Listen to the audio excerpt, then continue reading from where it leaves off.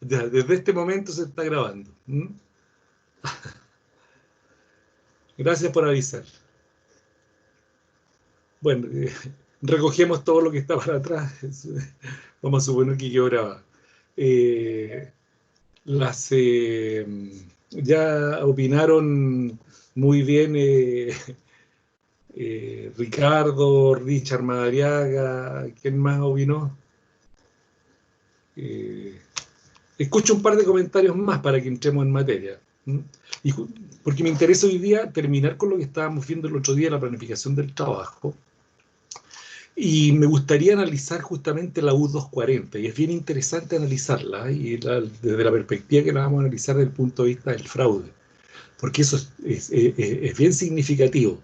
Obviamente que no vamos a ver la U en línea por línea, sino que en sus características generales, y es lo que me interesa que efectivamente veamos. ¿Ya te puedo Entonces, hacer una pregunta? sí, Javiera, dígame. Lo que pasa es que yo estaba viendo el sílabus hace como 2 horas atrás ¿Ya? y salía que íbamos a tener un control la otra semana. Ujú. Así es. ¿Pero va a ser el lunes o el miércoles? Me parece que está programado por las fechas del sílabo, me parece que está para el miércoles, para el lunes. Pero no tengo ninguna dificultad en cambiarlo para el miércoles. ¿Mm? Mm, ya. Yo creo que es lo más factible. Yo creo que debería dejarlo para el miércoles. Ya, pues, ningún problema, lo cambiamos para el miércoles. No hay Bueno, problema. profe. Ya. Eh, un par de opiniones más.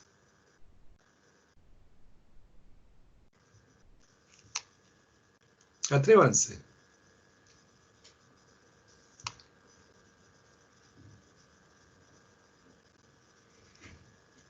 Por ejemplo, Christopher, que estuvo también en la otra clase conmigo. A ver qué dice Christopher. No, nada, profe, opino lo mismo que mi compañero Ricardo. Estuvo como entretenido analizar los casos y fue bueno que variaran entre fraude y error, porque ahí podíamos ver las diferencias. Ya. Sí, lo que les quería decir es que estos casos son todos reales, todos basados en situaciones reales, y que seguramente durante el transcurso, cuando empecemos a ver los rubros de los estados financieros, probablemente mencione más de alguno. Por ejemplo, por ahí se dice que en una empresa se incluían en las planillas de pago de los trabajadores, en las planillas de remuneraciones se incluían personas ficticias. Y claro, eso fue el resultado de una situación real que yo viví, me acuerdo, en una auditoría, y que me llamó la atención al hacer las pruebas, revisando todas las remuneraciones. eh, Me llamó la atención que habían ciertas inconsistencias en las planillas de un mes a otro. Empecé a comparar planillas de un mes a otro y vi algunas inconsistencias. Se me llamó la atención y fui anotando, tomando nota de los nombres. Entonces pedí que me contactaran con esas personas o me dijeran en qué unidad estaban trabajando. Me dijeron, no, ellos están trabajando en unos proyectos especiales que estamos desarrollando fuera de la empresa y que están no sé dónde. Bueno, les dije, llévenme en un vehículo de la empresa. No, es que en este minuto no tenemos vehículo, y empezaron los problemas. Bueno, el asunto es que yo no me quedé tranquilo y empecé a indagar, e incluso fui al registro civil y pedí que me certificaran los nombres de esas personas para saber los domicilios y todo eso, ver la posibilidad de contactarlos. Y cuando voy a recibir el documento, me dijeron, vuelva mañana. Volví y me dice, pero señor, los nombres que usted me da son todos fallecidos, me dijo. Entonces eran todas personas fallecidas que la habían puesto ficticiamente como funcionarios de esa empresa y les pagaban. Pero esas platas iban destinadas obviamente a una acción fraudulenta, y se habían coludido dos personas para hacer el fraude. Entonces, claro, lo estuvieron haciendo no sé cuánto tiempo, pero se habían logrado reunir bastante plata. ¿Ah? Bueno, esa gente cayó detenida después, porque hicimos la denuncia, qué sé yo, y los detuvieron, les persiguieron las responsabilidades y les aplicaron después condena por fraude.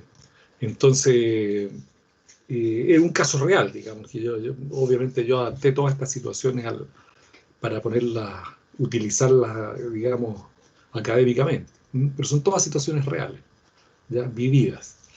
Así que, bien, teniendo claro que no hay más comentarios,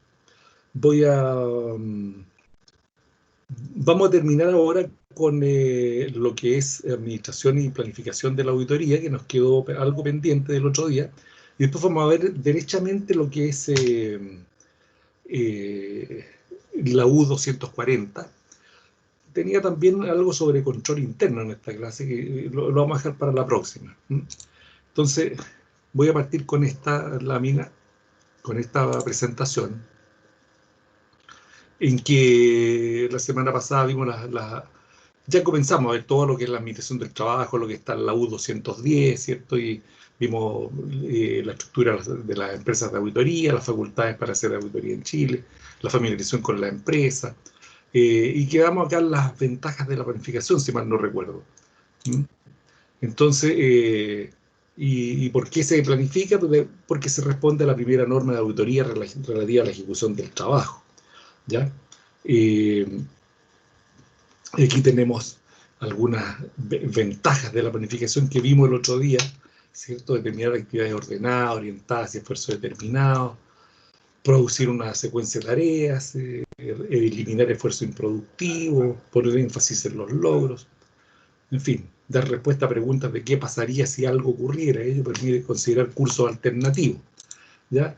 Es una base para el control, ¿cierto? Recuerden ustedes que hablamos de la retroalimentación del control, la planificación y el control van unidos, ¿cierto? Recuerden el proceso de administración: planificar, organizar, ejecutar, controlar, ¿cierto? La planificación y el control van unidos, ¿ya?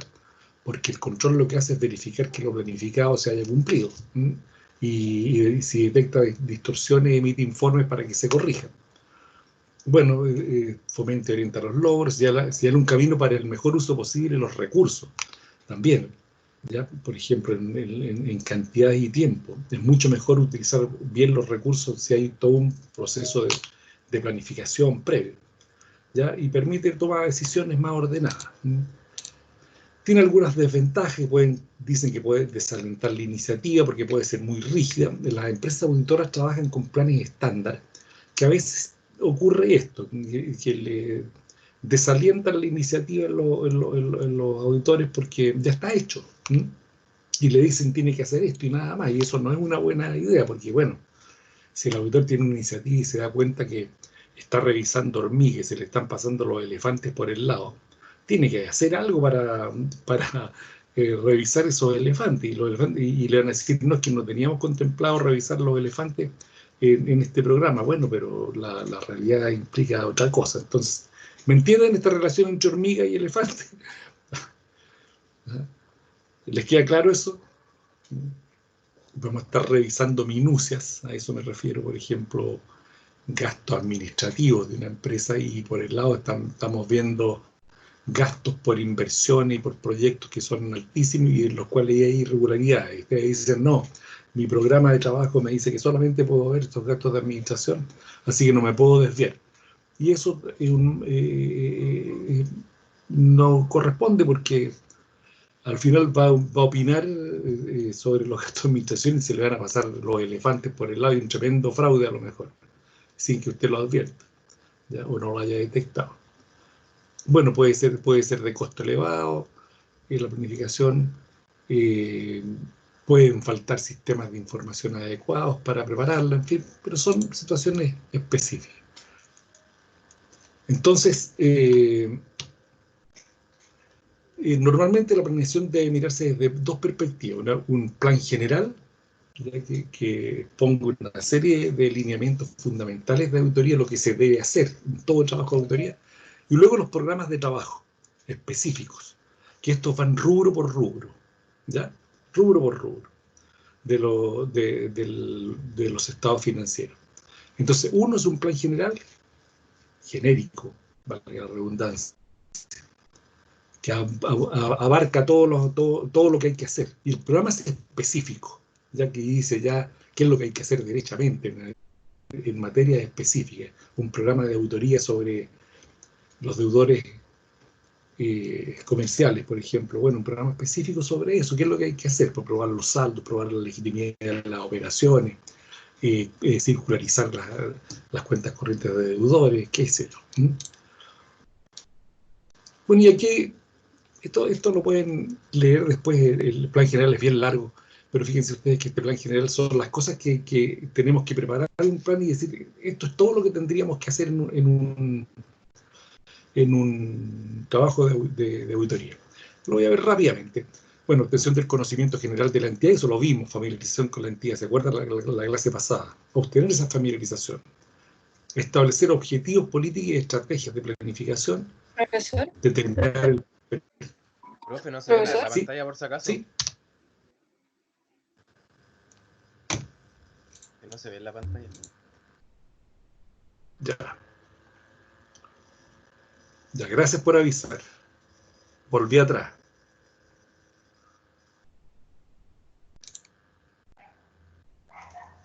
Ahora. Ahora sí, profe. Ahora sí. Ya. Sí, profe. Ya, perfecto. ¿Y se escucha bien? ¿Se escucha bien? Sí, profe. Ya, Sí. qué bueno. Profe, yo escucho medio entrecortado, pero no sé si es mi internet o no. En Sí, internet. hay un problema con la red, por eso les pregunto. Sí, de repente se pega. Sí, por eso les pregunto, porque me está lanzando mensaje y me pasó lo mismo delante en la clase de contabilidad internacional. Mañana voy a tener que llamar a mi proveedor de internet para que, preguntar si por ahí está la falla. Bueno, cualquier problema que haya, háganmelo saber, por favor. Entonces, repito, dije que la planeación del trabajo debía incluir un plan general y programas de auditoría específicos. Ese plan general indica todos los pasos que se deben dar en un trabajo de auditoría de estados financieros. El programa de auditoría son programas específicos. Por ejemplo, dentro de los estados financieros que hemos visto, hay un programa para cada rubro, ¿ya? Esos son los programas específicos. Son una serie de programas que hay que ejecutar. Yo les subí a ustedes al aula un programa específico, me da la impresión. Y si no se los he subido, se los voy a subir. Entonces, por ejemplo, tenemos un programa de auditoría para el efectivo, el equivalente efectivo, otro para los inventarios, otro para los deudores comerciales, otro para los activos intangibles, otro para la propiedad de equipo, otro para las cuentas por pagar, ¿cierto? Tenemos distintos programas, son todos específicos. Pero en cambio, primero hay un plan general, que es un plan orientador. Esto es lo que vamos a tener que hacer, ¿ya? Entonces ese plan es lo que les estaba diciendo y que tiene una serie de pasos que veámoslo rápidamente porque los pueden leer ustedes después. Son bien simples. Bueno, la obtención del conocimiento general de la entidad, que es la familiarización que vimos en la clase pasada, el establecimiento de objetivos, políticas y estrategias de planificación, determinar el personal que vamos a utilizar y el tiempo que va a durar la auditoría. Vamos a ver qué antecedentes vamos a necesitar para el examen. Bueno, los estados financieros, a lo mejor los estados financieros anteriores, los informes anteriores, qué tipo de registros sobre los que vamos a hacer el examen, el tipo de documento, en fin, todos los antecedentes que consideremos necesarios. Y además los recursos. ¿Qué recursos? Yo les dije el otro día, recursos computacionales, notebook, o bien todo lo que sea de apoyo para definir el costo de la auditoría, viáticos, pasajes, transporte de todo tipo, en fin, lo que sea, alimentación. Bueno, evaluación de los controles internos, supone que hay que evaluar los controles internos, determinar los procedimientos, todo lo que contiene un plan general, que nos orienta, nos dice, estos son los pasos que tienen que seguir ustedes, incluso antes de hacer el trabajo. Evaluación de los controles internos, determinación de los procedimientos de auditoría que vamos a aplicar, ¿ya? Que va a estar relacionado con la evaluación de los controles internos, aplicación de esos procedimientos de auditoría, diseñar las hojas de trabajo, eso hablamos en la clase pasada, el diseño de las hojas de trabajo, la supervisión efectiva del desarrollo del programa, porque hablamos que el trabajo debe ser supervisado, ¿cierto? El análisis de la validez de la evidencia obtenida, la preparación del preinforme, porque se prepara un preinforme y se discute con la administración, ¿ya? Discusión del preinforme se le da, eso no es una discusión, sino que es una conversación en que se le dan a conocer a los directivos de la administración cuáles son los principales resultados de la auditoría, las observaciones detectadas, qué sé yo, y qué medidas deberían tomar. Y se emite el informe final y después se contempla una fase de seguimiento, ¿ya? Del informe. Eso es un plan general, antes de hacer el trabajo, ¿ya? Estos son todos los pasos que deberíamos seguir en un trabajo de auditoría, ¿ya? Pero después vienen los programas específicos, y estos ya son aplicados a cada uno de los rubros. Entonces, permite la realización de un examen adecuado. Esto es bastante cháchara, ¿sí? La verdad es que estos programas de trabajo son específicos, deben fijar objetivos, deben fijar procedimientos, deben fijar el alcance con que se va a hacer el grado de profundidad, deben establecer todos los procedimientos, las pruebas de muestreo, los procedimientos que se apliquen, las revisiones, ¿cierto? Toda la documentación que se utiliza para revisar y comparar. Este programa va a servir como constancia del trabajo realizado, también como forma parte de los papeles de trabajo, el programa, ¿ya? Los programas pueden adjuntarse a la carpeta permanente. Por eso, una programación específica comprende la determinación de los procedimientos de auditoría y su alcance, o sea, el grado de profundidad, la distribución adecuada de esos procedimientos y la designación del equipo de trabajo, la distribución de las tareas entre ellos, ¿ya? Entonces, porque hay que formar equipos de trabajo. Yo les dije el otro día cómo se formaba un equipo de trabajo: socio, gerente, senior, semisenior, asistente, ¿cierto? Y formamos un equipo de trabajo. ¿Y qué tareas? Y hay que distribuir los trabajos entre todos. Se van asignando labores. Ya se va distribuyendo el trabajo. Y entonces, al planificar, aquí hay algunas interrogantes fundamentales que siempre tenemos que responder. Bueno, el qué, todas las que están con rojo. ¿Qué debemos hacer? ¿Qué queremos hacer? ¿O qué se nos pide que hagamos? ¿Cierto? ¿Ya? Entonces, son las interrogantes que debemos ir contestando. ¿Qué debemos hacer? ¿Qué queremos hacer? ¿Qué se nos pide que hagamos en el programa? ¿Cierto? Entonces, bueno, tenemos que, cuando estamos haciendo los programas. Entonces, para eso tenemos que determinar objetivos. Ejemplo, auditar los estados financieros de la empresa el 31 de diciembre del año X, ¿ya? Pero podría ser, qué sé yo, ya la prueba específica, probar, ¿cierto?, la legitimidad de las cifras contenidas en el rubro activo intangible, por ejemplo, y la legitimidad de sus operaciones. Entonces, eso es el trabajo que debemos hacer. Bueno, ¿para qué? Para responder a determinados propósitos. Ejemplo, emitir una opinión sobre los estados financieros. O pronunciarse sobre la razonabilidad de las cifras contenidas en el rubro activo intangible, siguiendo la idea. ¿Cómo y de qué forma vamos a hacer las cosas? Esto es con qué procedimientos y métodos, ¿ya? ¿Qué procedimientos de auditoría vamos a utilizar? ¿Ya? ¿Qué tipos de labores? ¿Qué tipo de documentación vamos a solicitar? Las pruebas específicas, con qué alcance, si es necesario utilizar muestreo, en fin. Después, ¿con qué recursos? Esto es los medios empleados, de carácter financiero, de personal, logístico, informático, físico. El tiempo es un recurso. Entonces, aquí están todos los recursos que debemos pensar, utilizar para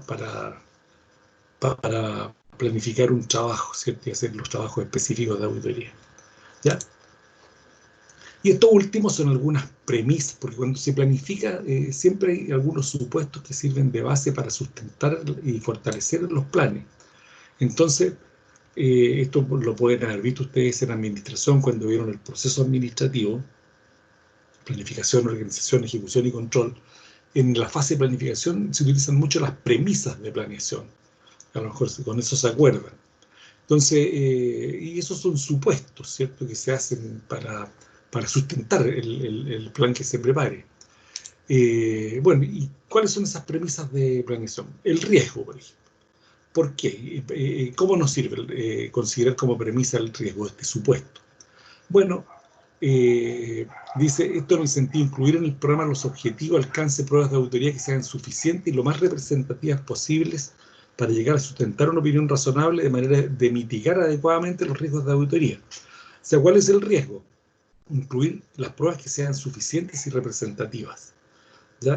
Y no quedar corto de pruebas, que el riesgo que corremos es que no hagamos todas las pruebas de auditoría que fueron necesarias. Entonces ahí hay que considerarlas como premisa al planear. A ver, no podemos correr el riesgo de no efectuar pruebas que son fundamentales, ¿ya? Si estamos viendo una empresa que tiene mucha rotación de inventario, por ejemplo, y nosotros y hacemos pruebas insuficientes respecto al inventario y le damos prioridad a otros rubros, a lo mejor estamos corriendo el riesgo de no pronunciarnos respecto a una parte del negocio que es fundamental. Por eso el riesgo. El tiempo, ¿cierto? Siempre hay que considerarlo. Cuando habla aquí de una calendarización a desarrollar dentro del periodo de un año, porque muchas veces se hacen pruebas parciales dentro del año. La evaluación de los controles internos se hace dentro del año y también se pueden ir haciendo pruebas cuando son auditorías recurrentes y tenemos un contrato, se pueden ir haciendo pruebas parciales dentro del año y eso nos permite facilitar el trabajo en el periodo de la auditoría. Bueno, tener muy claros los objetivos propuestos, ¿cierto? Porque eso nos va a dar mayor claridad. El conocimiento de la entidad o área. Es importante que tengamos una buena familiarización con todos los procesos que hay dentro de la empresa que vamos a auditar. Por eso les decía el otro día, la familiarización, conocer, recorrer los sistemas, los procesos, las instalaciones, ya conocer el ambiente de control existente, eso es parte del control interno. Eso va a facilitar elaborar programas de trabajo más adecuados. Bueno, tomar en consideración los resultados de auditorías anteriores. Si vemos el informe de auditoría más los informes dirigidos a la administración con observaciones, nos damos cuenta si que hay muchas observaciones. Bueno, tenemos que ver si esas observaciones se corrigieron o no, ¿ya? Porque si no se han corregido, quiere decir que se van a seguir repitiendo los mismos errores que detectaron los auditores anteriores, o que detectamos nosotros mismos en la auditoría anterior. Se fijan, por eso es otra premisa de planeación importante. Y esta es clave por la calidad del control interno. Esta es una premisa fundamental, ¿ya? La calidad del control interno. Ya, ¿cómo funciona el control interno? Yo parto de la base que ustedes ya están fuertes en control interno. En la auditoría 1 deben haber visto bastante el modelo COSO, especialmente con todos sus componentes, los métodos de evaluación, ¿ya? Y si no, vamos a hacer una clase específica de control interno. Ustedes me dirán si tuvieron tiempo de verlo en el semestre anterior, pero es fundamental, ¿no? Tener claridad respecto del control interno, porque gran parte del aporte que puede hacer el auditor en una empresa está justamente en comprender adecuadamente la estructura de control interno de una entidad, ¿ya? Entonces, esos son los elementos relacionados con planeación del trabajo, que son los más importantes, para que lo tengan presente. Una pregunta sobre control interno. ¿Pudieron ver en forma más o menos intensiva el modelo COSO en el semestre anterior? Al menos yo, profe, no. ¿Quién más? Parece que nos topó justo con el movimiento social y no lo pudimos ver bien, no estoy segura. Pero sí lo hemos visto como de pasada en varios ramos. Ya. Nosotros sí lo vimos, profe. Habían 3 modelos. De hecho, el último creo que tenía partes del do y se le habían agregado otras funciones. Y se entrelazaban las funciones con... No, tendría que ver el dibujo, pero sí lo pasamos. Ya, sí, bien, O sea, el modelo, lo que pasa es que el modelo COSO tiene varias versiones, debes referir a esas versiones. Sí. Son varias versiones, claro, porque el primero es del año 92 y después ha tenido algunas modificaciones, el 2004, el 2013 y el 2017. Entonces, está lo que se habla del modelo COSO 1, el modelo COSO 2 y el modelo COSO 3. ¿Ya? Pero la verdad es que siguen siendo más o menos lo mismo. La única diferencia es que el modelo que se llama COSO 2 se le llama también COSO ERM, y se llama el modelo COSO Enterprise Risk Management, Administración de Riesgos Empresariales. Y eso significa que se llama así porque es fuerte en riesgo. El componente riesgo se le da mucho énfasis en esa versión del modelo COSO, el modelo COSO 2. ¿Ya? E incluso incorpora más componentes. El modelo COSO tiene 5 componentes, pero ese modelo basado en riesgos del modelo COSO RM tiene 8. ¿Ya? Y ese fue actualizado en el 2017, el modelo COSO RM, y el modelo COSO 1 tradicional fue actualizado el año 2013. Y fundamentalmente lo que ustedes deben entender es el modelo COSO tradicional actualizado al modelo COSO 2013. Es el que más utilizado, digamos. ¿Ya? Y el otro modelo compite fuertemente, el modelo COSO RM, compite fuertemente con un instrumento que se le ha dado mucha importancia y que, en mi juicio, no tiene la misma calidad del modelo COSO, que es la ISO 31000. A lo mejor ustedes han tenido algo respecto a la ISO 31000. ¿Ya? Pero la verdad es que como instrumento el modelo COSO es mucho más fuerte que la ISO 31000. ¿Ya? Y sin embargo hoy en día se le está dando mucha importancia a esa ISO, quizás por desconocimiento del modelo o porque le tienen un poco de temor, porque es más exigente el modelo COSO. ¿Ya? Bueno, para seguir la línea, porque en realidad tengo dos alternativas.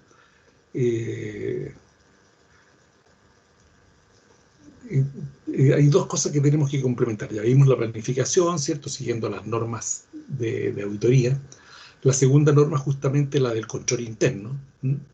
Y también tenemos lo del fraude, lo de la AU 240.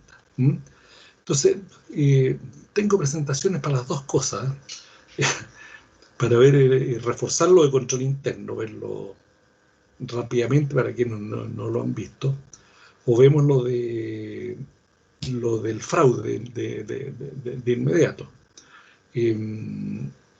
Considerando que el trabajo que ustedes hicieron recién estaba basado en la 240, voy a partir por ahí y en la próxima clase vemos lo que es control interno. ¿Ya? Entonces, esta presentación... Profe, disculpe. Sí. ¿Podría repetir lo que dijo que se pegó? O sea, a mí al menos, por favor. Ya. ¿Quién me habla? Richard. Richard, estoy diciendo que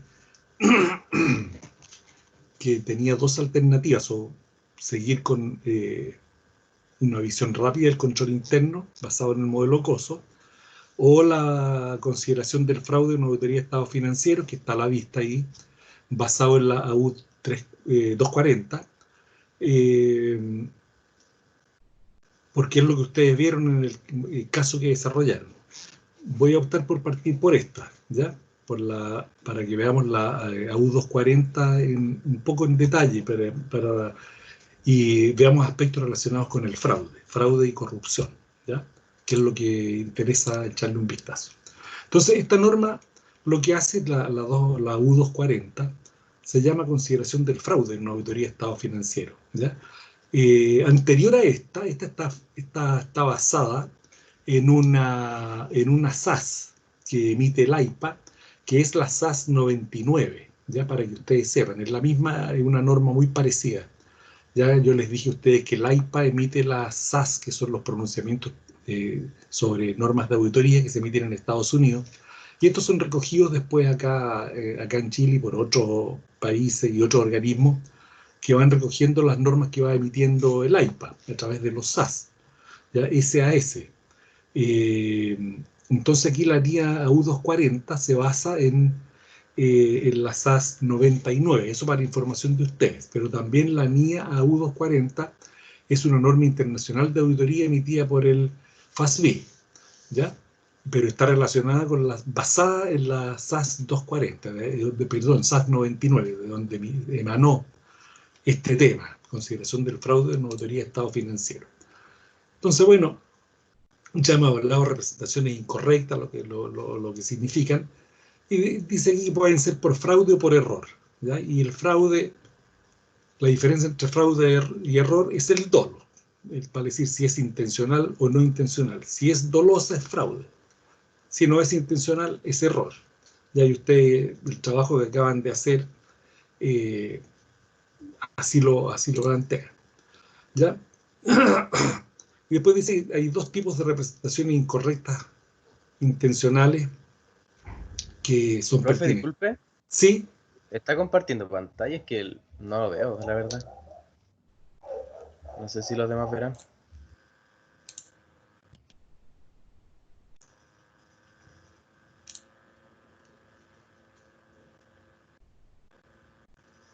ahora. Ahí sí, profe. Ahí sí, profe.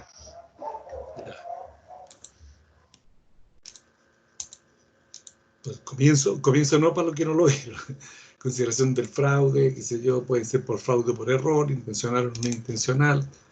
Y llego aquí que hay dos tipos de representación incorrecta, ¿cierto? Unas que son por información financiera fraudulenta, ¿cierto? En que son representaciones incorrectas hechas en el proceso de preparación y presentación de los estados financieros, ¿ya? Y con eso presentan fraudulentamente información financiera adulterada, ¿cierto? Manipulada, ¿ya?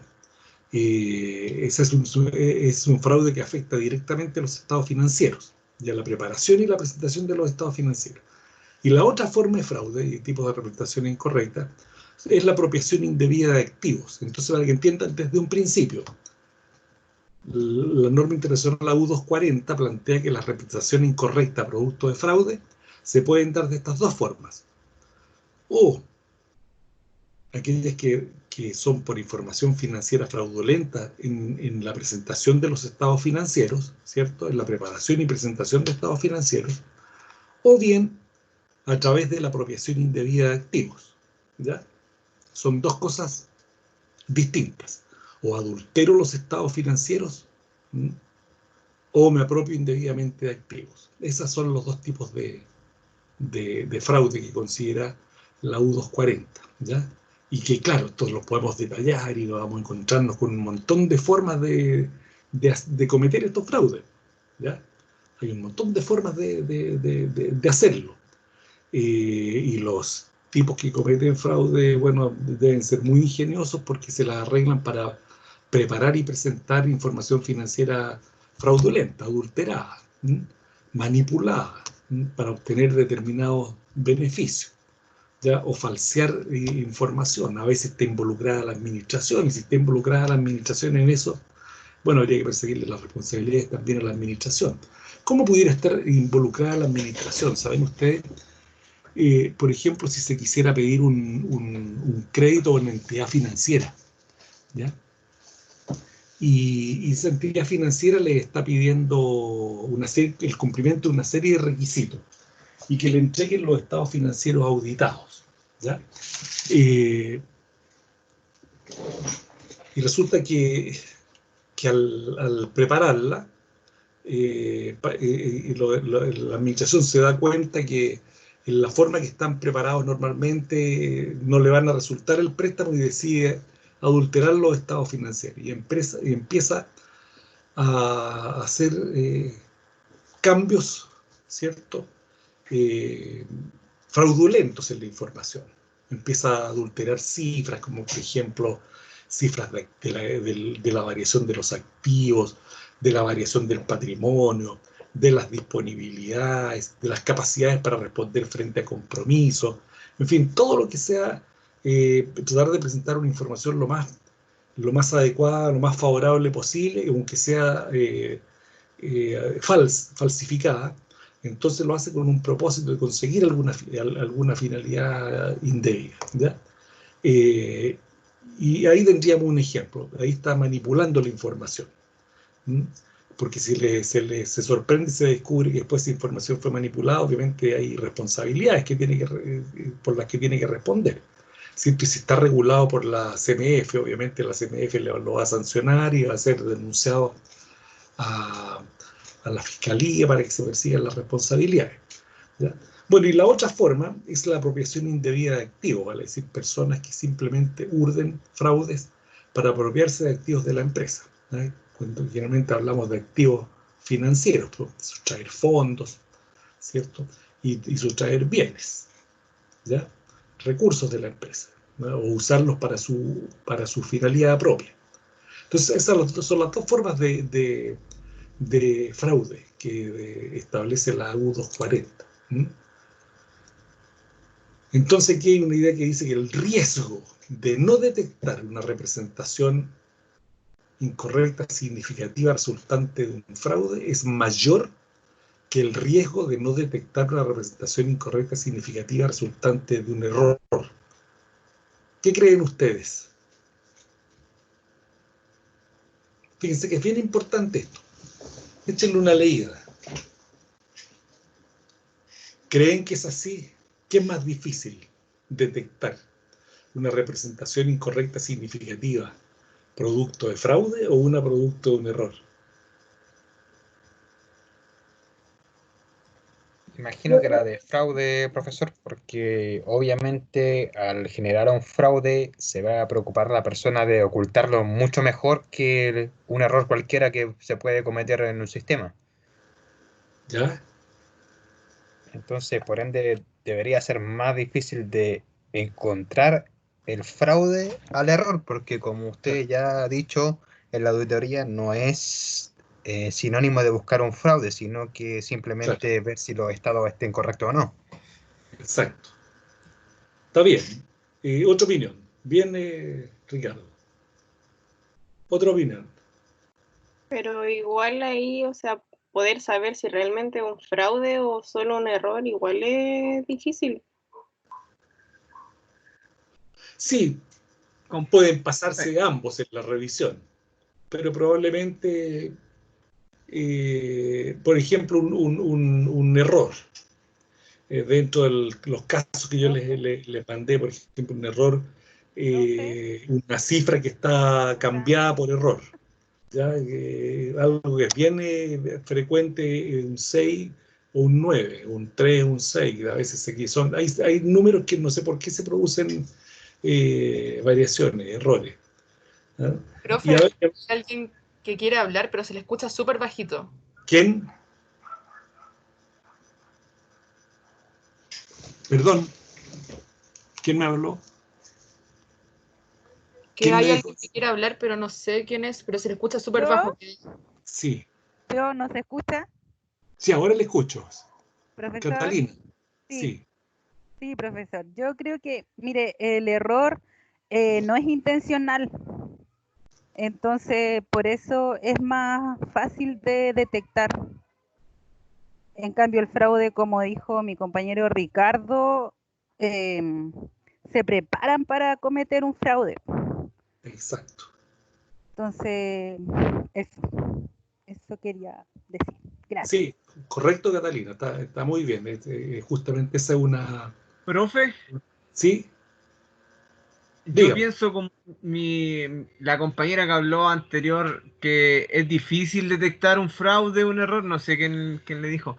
Lo que pasa es que si se supone que en un debido caso es un fraude, pero lo maquillan como error, es como un poco ambiguo en ese aspecto, po, porque usted hizo la diferenciación entre un fraude y un error. Sí, La diferencia es que en uno había dolo y en el otro no. claro. Entonces es como un poco, a mi parecer, que más difícil. ¿Qué es más difícil? Fabián. O sea, no es como tan simple decir no es error. Porque puede ser fraude maquillado por error, po. A eso me refiero. Mire, a veces un error puede conducir a un fraude. Por eso también cuando ustedes detectan una diferencia que es producto de un error, de todas maneras hay que revisar, hay que extender un poquito el examen para detectar que no vaya a ser una acción fraudulenta y quedar convencidos de que simplemente es un error. ¿Ya? Yo les presenté dos o tres situaciones que eran error. ¿Y ¿ya? si en ese caso no sí, es error y es fraude? Por eso le digo, eso es lo que estoy diciendo, que es probable, pudiera ser que de repente le saltara a usted alguna inconsistencia, ¿cierto? Alguna cifra que está,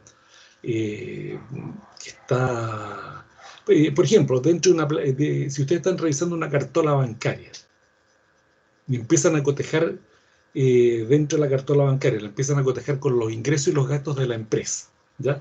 Y van viendo los ingresos de la empresa que supuestamente fueron depositados, los ingresos, van viendo el registro de la empresa, el mayor analítico de ingresos, lo van cotejando con la cartola bancaria, van viendo los depósitos efectuados en el banco y van cotejando con los ingresos registrados en la empresa supuestamente enviados a depositar. Y se encuentran que entre medio hay un depósito chiquitito, ¿cierto? Que aparece en la cartola como un depósito, ¿ya? Y ustedes dicen, vaya, este ingreso, ¿de dónde está? Y empiezan a buscarlo en el registro y no aparece por ni un lado una cifra como esa, ¿ya? Entonces, ¿qué pudiera pensarse? Uno pudiera pensar, bueno, por el grado de materialidad a lo mejor es un error del banco, ¿cierto? Que a veces desvió a lo mejor un movimiento de otra persona, va a haber que consultarlo, ¿ya? Y por último, es tan chico que no afecta mayormente el movimiento de la empresa. Pero resulta que ese supuesto error puede estar ocultando un fraude, porque puede ser una manipulación efectuada. Si alguien está manipulando las cifras de las cuentas de banco, ¿cierto? Está tratando de haciendo aparecer cuadradas las conciliaciones y todo eso, y para hacerlo tiene que hacer ciertos movimientos, ¿cierto? Que hagan aparecer que la cartola cuadra al final. Entonces hay personas que están haciendo sustracción de fondos, pero entre medio van haciendo algunos depósitos para que cuadre en un determinado momento y no suene a sospecha. Pero si ustedes, haciendo la auditoría, hacen un trabajo de detalle y empiezan a entrecruzar operaciones y cifras, se van a dar cuenta, ¿qué pasa con esto? Si ustedes le empiezan a seguir el hilo, a lo mejor es el producto de un fraude, ¿ya? Porque el tipo está manipulando la información de las cuentas de banco. Y se los digo por una realidad. Nosotros detectamos fraudes de esa forma. De tipos que estaban manipulando la cifra y trataban de, claro, sustraían fondos, pero después para que les cuadraran las cifras, de repente hacían depósitos y aparecían después en la cartola.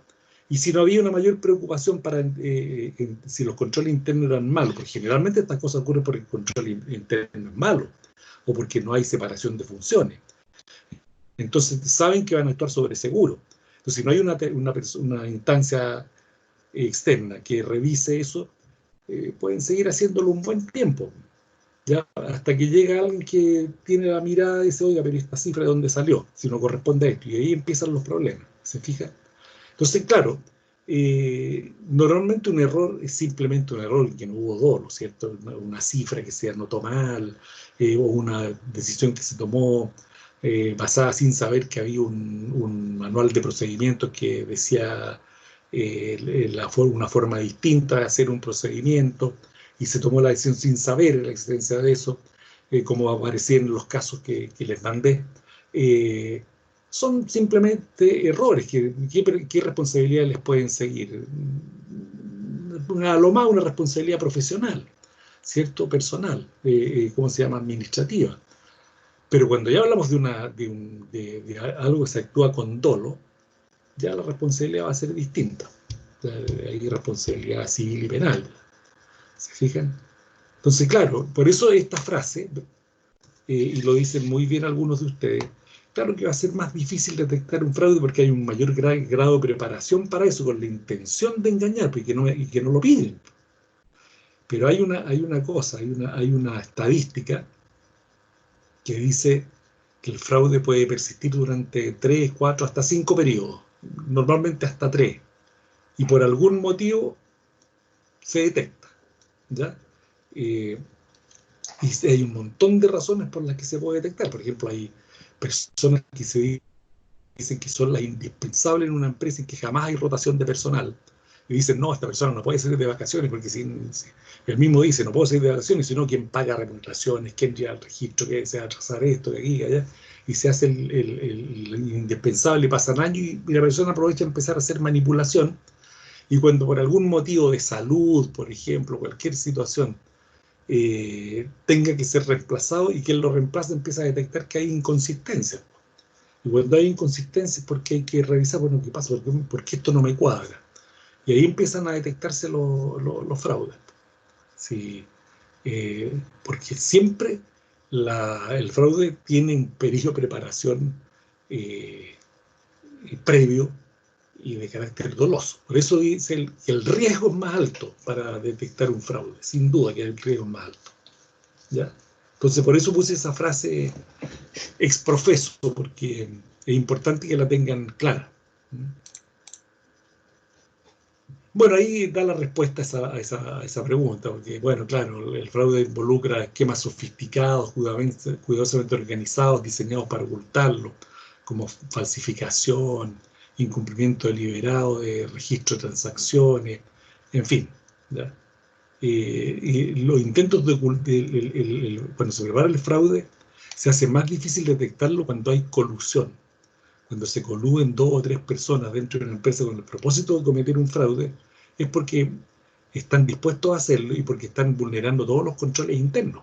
Y es más, puede que haya un buen control interno, pero si se coluden personas que conocen cómo vulnerar esos controles internos y que forman parte de los procesos de control interno, obviamente que van a estar en mejor posición para hacer un fraude, ¿ya? Entonces, la colusión obviamente que dificulta detectarlo, porque están todos, ¿cómo se llama?, en función de preparar el fraude y de ocultarlo, ¿ya? Entonces ahí requiere que haya más capacidad del auditor o de los auditores para detectarlo.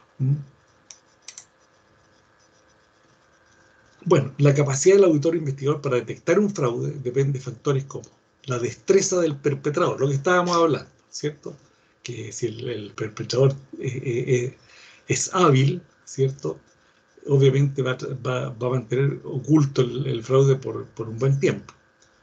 Bueno, la frecuencia y alcance de la manipulación, ¿cierto? Algunos dicen, se detecta un fraude y el tipo puede decir, oiga, lo hice una sola vez porque esto, lo otro, lo justifica, ¿ya? Ocurrió por tal situación.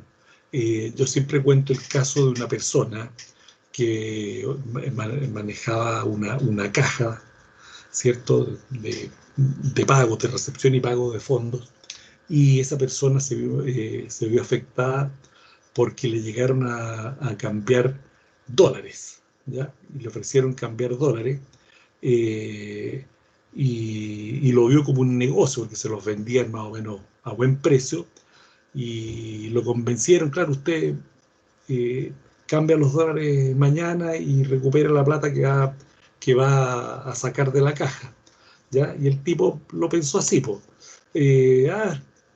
voy a hacer un buen negocio y con eso alcanzo a recuperar la plata que voy a sacar de la caja y me va a quedar una diferencia para mí. Y se le ocurrió comprar dólares a terceros que llegaron a ofrecérselos, y resulta que ya los compró, utilizó la plata de la caja, ¿cierto? Como él cerraba la caja, manipuló los datos, qué sé yo, listo, tal, esto no lo van a revisar hasta mañana, qué sé yo, y conocía los movimientos, el control interno, entonces cambió los dólares. Y los fue a liquidar los dólares en una casa de cambio y resulta que los dólares eran falsos. Y más encima tuvo la mala suerte de que justo llegó en una auditoría, llegaron a hacerle un arqueo y se encontraron con un tremendo faltante. Entonces ese tipo a lo mejor no era un tipo que haya, ¿cómo se llama?, preparado un fraude con anterioridad y tenía la habitualidad de cometer fraude, pero cometió una torpeza, ¿cierto? Y esa acción fraudulenta le costó, ¿cierto?, seguramente el cargo, y quedar sometido a una investigación, pues de responsabilidad civil, ¿cierto?, verse sometido a un montón de problemas. Entonces, es complejo. Son situaciones que se presentan y por eso hay que actuar fríamente y nunca evitar siempre verse involucrado en cosas que sean medias indebidas, irregulares, ¿cierto? El marco ético siempre debe primar, ¿ya? Porque muchas cosas se hacen por la falta de ética, ¿cierto? El fraude, quien comete fraude es porque vulnera todas las normas éticas. Y hay un triángulo del fraude que se los voy a mostrar a continuación, que demuestra cómo piensa el perpetrador del fraude. Bueno, la destreza del perpetrador. Estoy hablando de la capacidad del auditor investigador para detectar un fraude. La frecuencia, alcance de la manipulación. Bueno, si es frecuente, ¿cierto? Y es muy amplio, ¿cierto?, el grado de manipulación. A veces puede que pase una auditoría, 2 auditorías y no se detecta, pero en algún minuto se va a detectar, ¿cierto? Como les digo, el tiempo generalmente dura de 3 a 5 años, que hasta por ahí se puede cometer un fraude. Bueno, el grado de colusión involucrado, si hay muchas personas involucradas, va a costar más que detectarlo. Bueno, el tamaño relativo de los montos individuales manipulados, si son cifras pequeñas, por ejemplo, hubo un gran fraude en Estados Unidos que se llamaba el fraude de los centavos de dólar, ¿ya?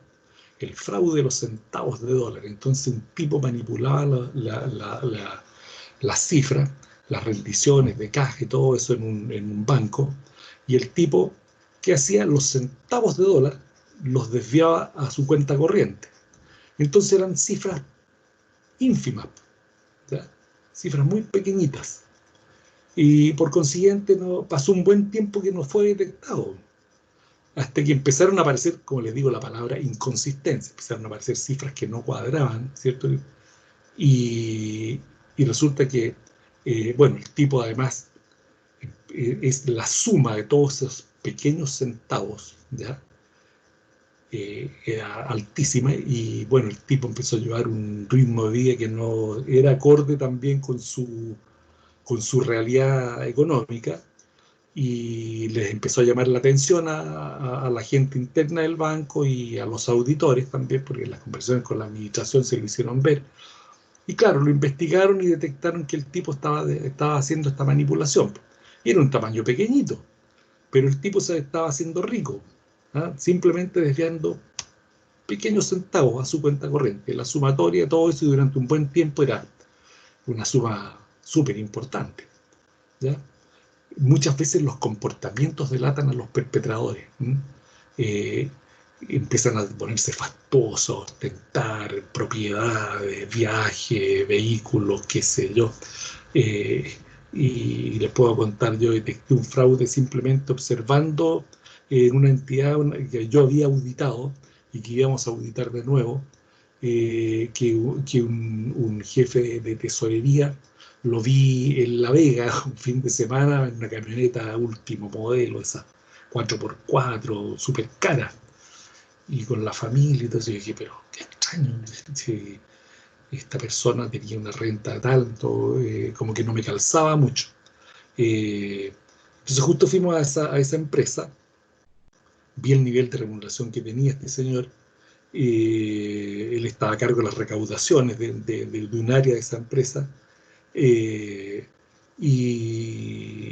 bueno, empezamos a investigarlo y nos dimos cuenta que, claro, el tipo tenía un tremendo fraude y lo había hecho durante un par de años, ¿ya? Y adulteraba cifras, entre ellas adulteraba uno que les puse en el caso, el número 1, adulteraba, ¿cómo se llama?, documentos de cobro que los podía manipular y rendía cantidades menores a las que eran reales, por comprobantes de ingreso, ¿ya? Entonces, lo detectamos por eso, por la ostentación. Bueno, la posición jerárquica, a veces la posición jerárquica mayor de los algún perpetrador hace que sea más difícil, ¿ya? En una empresa me tocó hacer una investigación de una situación fraudulenta y todo apuntaba hacia el gerente de operaciones de esa empresa, ¿ya? Y bueno, yo empecé a conversar con él, qué sé yo, a pedirle información, entre otros, y bueno, empecé a rodearlo de evidencia que acreditaba que el tipo era el responsable de esa acción fraudulenta. Y el tipo se dio cuenta, entonces él empezó a tener una actitud conmigo así de mucha amabilidad, qué sé yo, trataba como de mantenerme grato, qué sé yo, me decía quiere conocer las instalaciones de la empresa, usted va a ser novedoso conocer esto, y allá la maquinaria, en fin. Ya, perfecto, decía, vamos, y me mostraba, qué sé yo, proceso y cosas por el tipo, y en realidad era novedoso, aprendí harto del negocio de esa empresa. Pero yo sabía que el tipo estaba preocupado porque yo lo tenía investigado. Bueno, terminé el informe y obviamente le comprobé que el tipo estaba metido en un fraude bastante grande. Y claro, él tenía una posición jerárquica alta, ¿ya? Y estaba haciendo esa manipulación con una serie de recursos que él manejaba directamente. ¿Mm? Entonces, como les digo, hay distintas formas y a veces cuesta, pero hay que tener ojo. A veces el ojo del auditor que le llama algo la atención, algo raro, echémosle una mirada a esto y van a surgir muchos ejemplos, les puedo seguir dando ejemplos por horas, basada en mi experiencia como auditor, desarrollando auditorías, teniendo auditorías a cargo, dirigiendo equipos de trabajo, haciendo trabajo de auditoría. Entonces tengo hartos años de circo que me permiten tener una idea de esta situación. Vi hartos tipos perpetradores, como dice aquí en esta presentación, ¿ya? Bueno, ¿qué es lo que debe hacer el auditor? ¿Cuál es su responsabilidad? Bueno, ya sabemos cuáles son las responsabilidades de emitir la opinión y que se basado en las normas, pero siempre debe actuar con escepticismo profesional, ¿ya? Eso es bien importante, ¿ya? Dudar de toda la información que se le entrega, ¿ya? Poner en duda mucho de lo que se le dice. Oiga, explíqueme esto, porque realmente aquí hay una incongruencia que no entiendo bien. No se preocupe, mire, lo que pasa es que esto, ya me puede dar algún documento, sí, claro, aquí está. De ahí le dan una explicación muy liviana. Usted no es llegar y aceptarla, usted dirá, no, algo raro hay aquí, pues extendamos el examen. Actuemos con escepticismo. Bueno, y si extendemos el examen y nos damos cuenta que estaba bien, mejor, pues quiere decir que no había nada. Pero actuando con ese escepticismo podemos llegar a detectar una situación fraudulenta. Así que ese escepticismo es el que hay que tener siempre presente cuando estamos desarrollando una auditoría. ¿Cierto? Hay tipos que se pueden hacer los simpáticos. Si no se trata de tener una mala relación, el auditor debe actuar tratando de tener las mejores relaciones personales con toda la gente.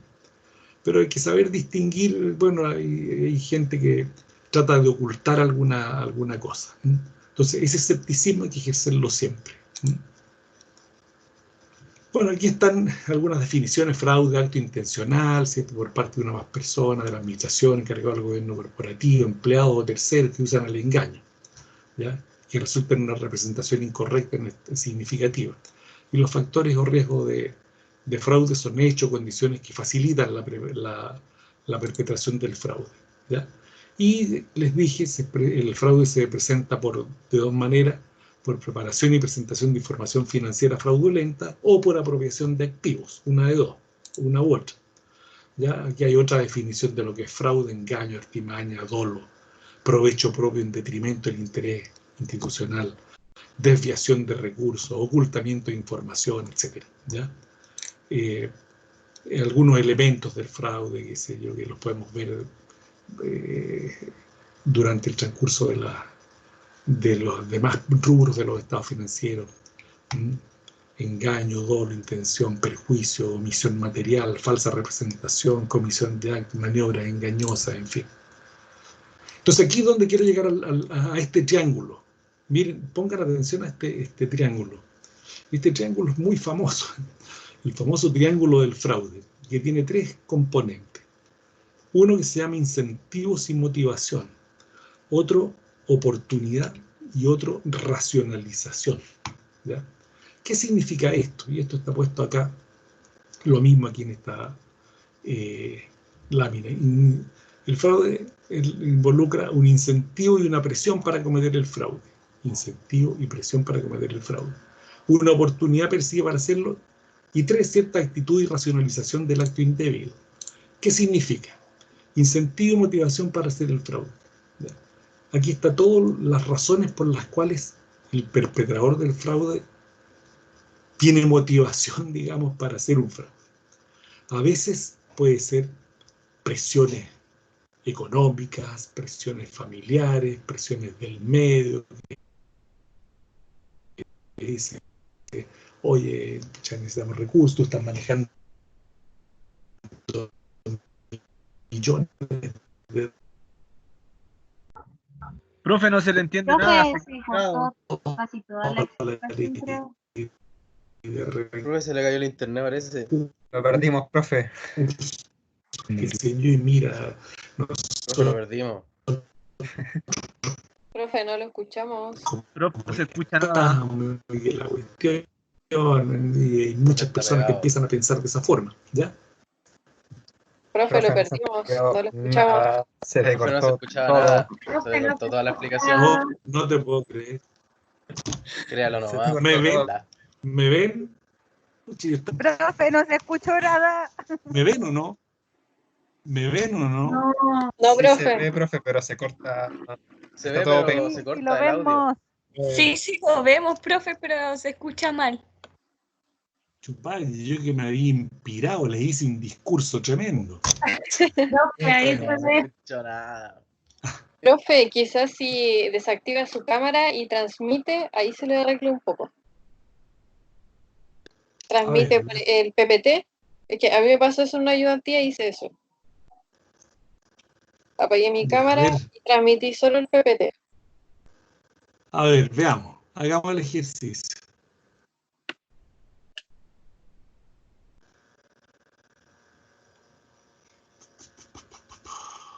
¿En cuál estábamos? En el triángulo.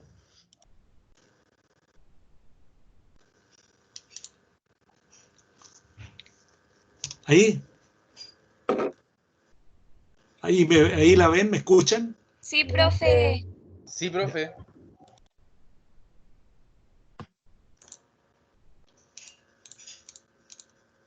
¿Ahora sí escuchan esto? Sí, profe. Ya. Bueno, les estaba hablando de este triángulo del fraude. ¿Ya? Aquí están los mismos, en esta lámina están los tres componentes de ese triángulo. ¿Ah? Bueno, dice que el fraude sea por preparación de información financiera indebida, ¿cierto? O apropiación de activos, siempre involucra tres patas, digamos, tres partes. Un incentivo y una presión para cometer fraude, una oportunidad percibida para hacerlo y cierta actitud y racionalización del acto indebido. Entonces les explico este triángulo. En la parte superior dice incentivos y motivación. Aquí están las causas que llevan a una persona a defraudar, ¿ya? Y que el tipo empieza a pensar, bueno, empieza a buscar la forma, empieza a razonar cómo hacer el fraude y qué lo lleva a hacer el fraude, ¿ya? Bueno, puede ser un relajamiento de sus valores personales, ¿cierto? O porque no tenga un componente ético muy fuerte en su persona, y empieza a pensar en cómo defraudar los recursos de la empresa.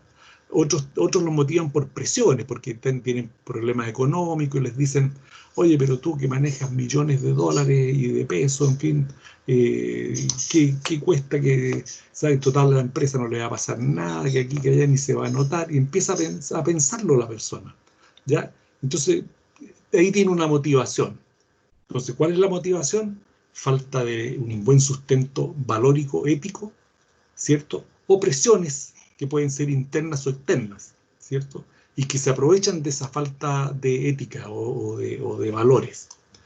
Bueno, el tipo empieza a pensar en cómo podría ser el fraude. Y se da cuenta que, por ejemplo, hay fallas de control interno. Entonces él busca oportunidades. Y si tiene la oportunidad de perpetrar un fraude porque se da cuenta que el control interno es deficiente, entonces empieza ahí a buscar la forma y se da cuenta que le resulta fácil hacerlo. Y por consiguiente ahí tiene la oportunidad y empieza a cometer el fraude, ¿cierto? Y aquí está la motivación, acá está la oportunidad que se le presentó y empieza a cometer el fraude, y aquí viene la racionalización. ¿Y saber lo que es la racionalización? Es la justificación, empieza a justificarse. No, pero ¿quién importa si esta empresa gana esta plata? Así que, total, no se van a dar ni cuenta, total, no le va a pasar nada, ¿ya? En fin, y empieza a justificarse, ¿ya? Una justificación de su actuación. Y ahí hay un tema psicológico fuerte, que se ha estudiado, el comportamiento organizacional estudia esto. Ya todo este triángulo del fraude es estudiado por el comportamiento organizacional. ¿Ya? Entonces empieza esta etapa de racionalización del fraude y empieza a justificar el fraude. Por lo tanto, lo sigue cometiendo porque esa justificación que hace está por sobre su formación valórica, ¿ya? Y a veces no la comparte ni siquiera con sus más cercanos. Él sabe que lo está cometiendo, pero él obviamente justifica todo basado en los incentivos, en la motivación que tuvo para cometerlo, ¿cierto? Y muchas veces dicen, no, yo lo voy a hacer durante un tiempo y después lo voy a dejar de hacer para que no se den cuenta. Resulta que, bueno, tarde o temprano se detecta. Dicen que no hay perpetrador de fraude que no se ha detectado, tarde o temprano se detecta, ¿ya? ¿Se fijan ustedes? Entonces, este triángulo es muy clásico de los estudios de fraude, para que lo internalicen, ¿ya? Es muy clásico, el triángulo clásico del fraude, en que está la persona que busca la motivación para cometerlo, lo comienza a planear, ¿cierto? Prepara cómo cometer el fraude, si es necesario coludirse, busca otros con los que coludirse, ¿ya? Y aprovechan las oportunidades que se presentan cuando hay fallas en los sistemas de control interno, cuando no hay un buen análisis de riesgo, en fin, cuando hay debilidad en los procedimientos, bueno, eso es parte del control interno, ¿cierto? O procesos débiles. Entonces, empiezan a cometerlo. Y lo justifican por una serie de razones, ¿ya? Que son razones muy burdas, pero lo justifican. Entonces dicen, no, estoy cometiendo esto, pero total, no importa porque está justificado que tiene, si total no pasa nada. Pero sí pasa, hasta que lo encuentran, hasta que lo sorprenden, y obviamente este fraude va a provocar que el tipo pierda su trabajo, afecte a su familia, caiga detenido, en fin, 1000 cosas, ¿ya? Así que ténganlo presente, este triángulo, ¿ya? Y fíjese que aquí el mismo triángulo, un poquito más detallado, que está en términos de los incentivos para cometerlo y la motivación. Aquí está identificado como una presión interna y externa. Entonces aquí la presión interna dice por codicia, por necesidad de tener un estilo de vida distinto al que lleva, o de responder a dificultades financieras que pudiera tener. Dice, vaya a cometer un fraude para pagar unas deudas que tengo, ¿cierto? Y resulta que después se acostumbra y sigue haciéndolo. O porque hay otros incentivos, producto de acuerdos o amenazas, una presión externa, ¿ya? Que lo lleven a cometerlo. Entonces, ¿cómo se dan las oportunidades? Generalmente por controles internos, lo que les estaba diciendo en la lámina anterior, internos o externos débiles, ¿ya? Como por mala organización, inexistencia de proceso y procedimiento, confianza excesiva, baja exigencia de rendición de cuentas. La rendición de cuentas es clave. En la próxima clase les voy a hablar sobre la accountability, la rendición de cuentas, ¿ya? La poca débil vigilancia, bueno, fallan los controles. Entonces, eso ahora no alcanzo a tratarlo, ¿cierto? Lo vamos a ver en la próxima clase. Entonces ahí tenemos un ejemplo, ¿ya? Y el triángulo del fraude es emitido por este personaje que está aquí, Donald Cressey, ¿ya?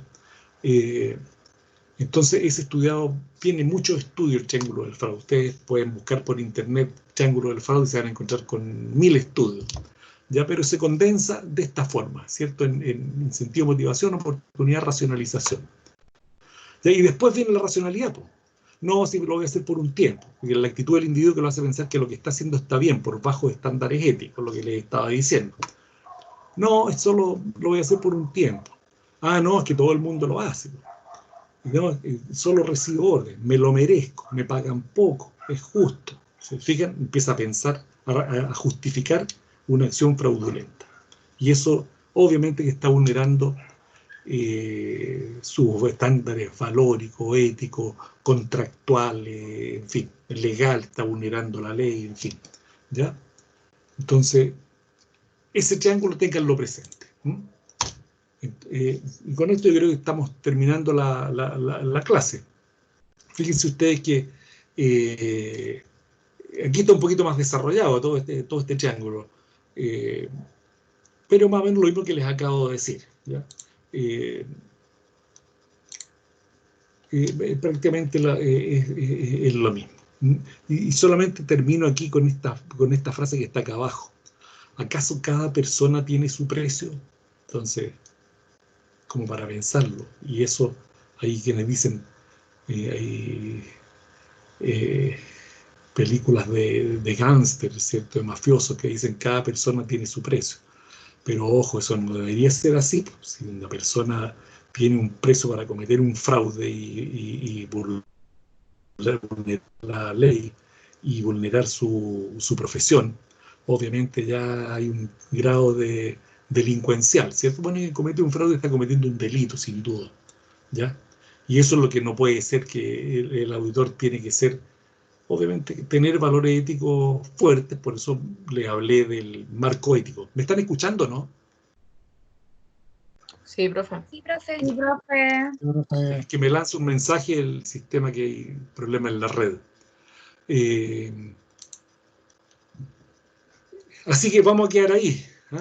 Vamos a terminar de ver la U240 la próxima clase. Simplemente vamos a ver los procesos de manipulación de la información financiera, cómo se puede presentar información financiera fraudulenta, y la otra es la apropiación indebida de activos, ya la forma en que se preparan este asunto, para que ustedes lo tengan presente cuando desarrollen trabajos de auditoría, saber a dónde ir, digamos, ¿ya? Así que eso lo seguimos viendo en la próxima clase. Yo sé que para esta otra clase tienen el otro trabajo, el tercero, y ese está basado, recuerden, en el análisis de unos estados financieros. Entonces, si falta gente que me haya mandado los grupos, porque tengo que asignarles a cada grupo una empresa, ¿ya? Así que tengo anotados varios grupos, pero quienes no me lo hayan informado, por favor envíenmelo para poder asignarle las empresas que faltan, ¿ya? Porque aquí tengo, a ver, tengo un grupo: Olenka García, Javiera Martínez, Janet Guzmán, Richard Madariaga, Nicolás Leiva, Claudio Palomino, Evelina Araneda, D'Angelo Yendelman, Janson Escobar, Catalina Cabeza, Javiera Cepeda, Esteban Moya, Ricardo Ulloa con Javier Campos, Natalia Morales, que lo quiere hacer sola, Bárbara Acevedo, Constanza Vargas, Valeria Vargas. Y esos son los que tengo. Entonces, quienes no haya nombrado, mándenme por correo los grupos. Porque tengo que subirle algunos estados financieros sobre los cuales van a hacer el trabajo. ¿En qué consiste el trabajo? Se los reitero ahora. Simplemente consiste en que ustedes se les pregunta hacer un análisis de las notas a los estados financieros, pero en particular las primeras notas.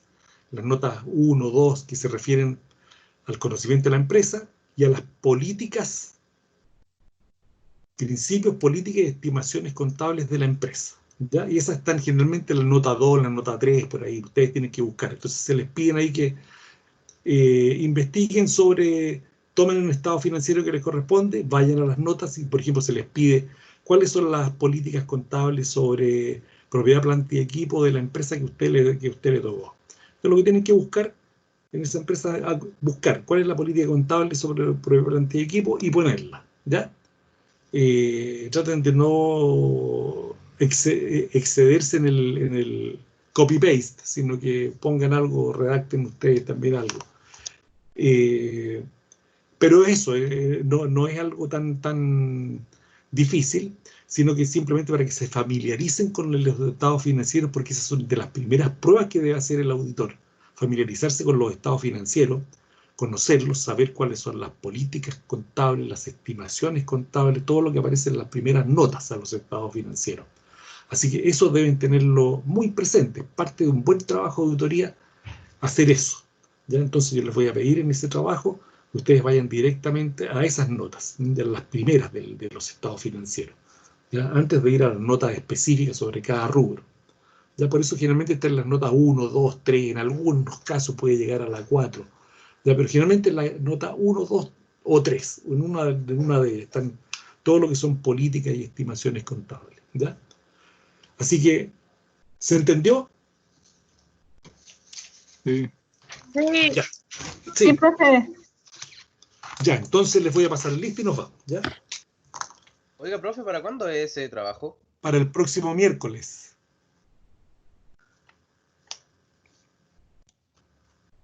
Ya, Bárbara Acevedo,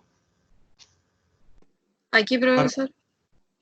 Eliana Ancamil, Profe, tenía problemas con el micrófono. ya. Elina Araneda, Presente, profe. Javiera Arellano, Presente. Catalina Cabezas. Presente, profesor. Gracias, Catalina. Javier Campos. ¿Todavía tienen problemas con el micrófono, Javier, o no? Sí, profe. Javiera Cepeda, Presente, profe. Carolina Contreras,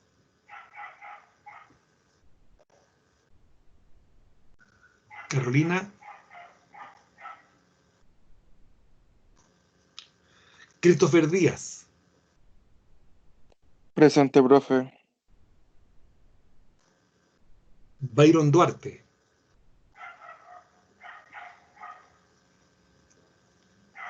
Byron,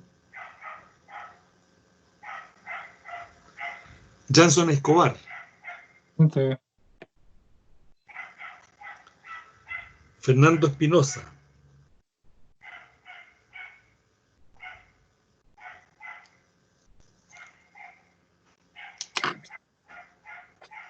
Fernando Espinosa,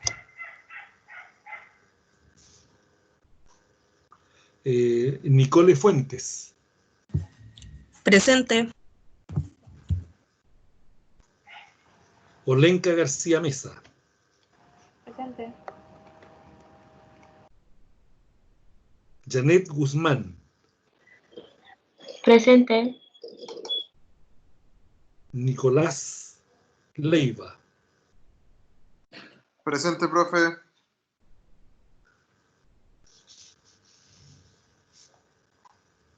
Richard Madariaga, Presente, profe.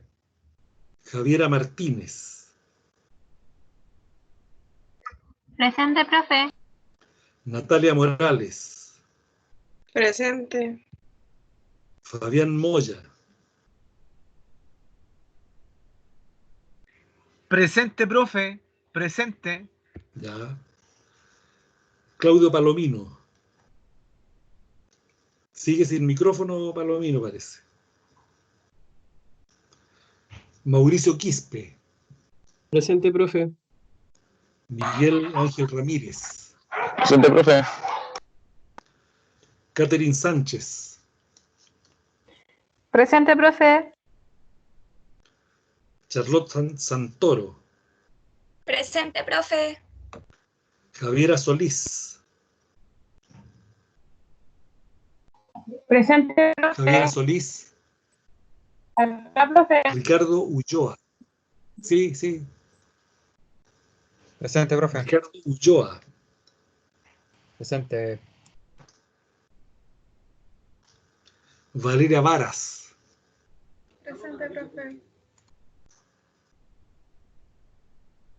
Constanza Vargas. Presente. Camila Vergara. Presente, profe. Y D'Angelo Gendelman. D'Angelo. Presente. Presente. Perfecto, sí, lo escuché. Bien, nos vemos el próximo lunes. Y cualquier duda que tengan sobre la ejecución del trabajo, háganmela saber, por favor. Y me mandan las personas que no nombré antes, háganme llegar los grupos. Y yo les voy a asignar. Profe, yo se lo mandé recién. Ya, de acuerdo, voy a ver mi Ya, correo. De acuerdo, muchas gracias. Así que nos Profe. vemos el lunes, si Dios quiere. Cuénteme, Fabián. ¿Sí? Disculpe, una pregunta. ¿Cómo lo hacemos? ¿Cómo vamos a ver nosotros qué empresa nos va a asignar? ¿Usted nos va a enviar un correo o algo así? Sí, por supuesto, por supuesto. Si no, lo voy a subir al aula con el listado. Y esto es para el miércoles. Para esta otra semana, claro. Para el Sí. miércoles sería el Oiga, miércoles. profe, pero esta otra semana hay control igual. De veras, pues. Para el miércoles 29. ¿Sí, profesor? Sí, pues profe, no haga eso, ve que nos va a explotar.